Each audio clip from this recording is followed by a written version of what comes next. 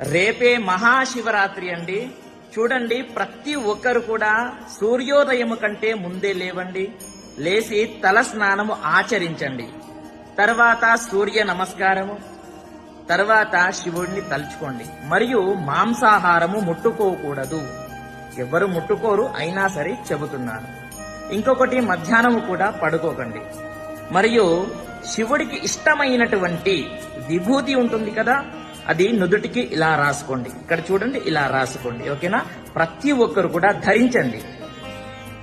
ఎప్పుడు స్నానం అవ్వగానే ధరించాలి. ఆ రోజంతా కూడా ఉండాలి. ఆ రోజంతా కూడా చెప్పు శివ అని, హలో కాదు చెప్పాల్సింది, హాయ్ కాదు, శివ శివ శివమహిమే. ఓకేనా? ఓన్లీ శివ అనే మాట్లాడాలి. మరియు వినండి, అందరికంటే పెద్ద మంత్రము ఇది. దీనికంటే పెద్ద మంత్రము ఏది ఉండదు.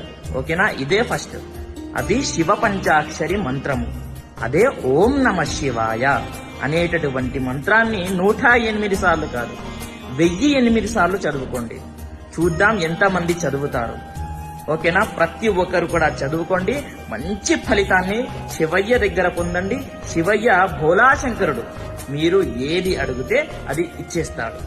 కాబట్టి ప్రతి ఒక్కరికి తెలియజేయండి. స్వస్తి, సర్వే జనాః సుఖినో భవంతు.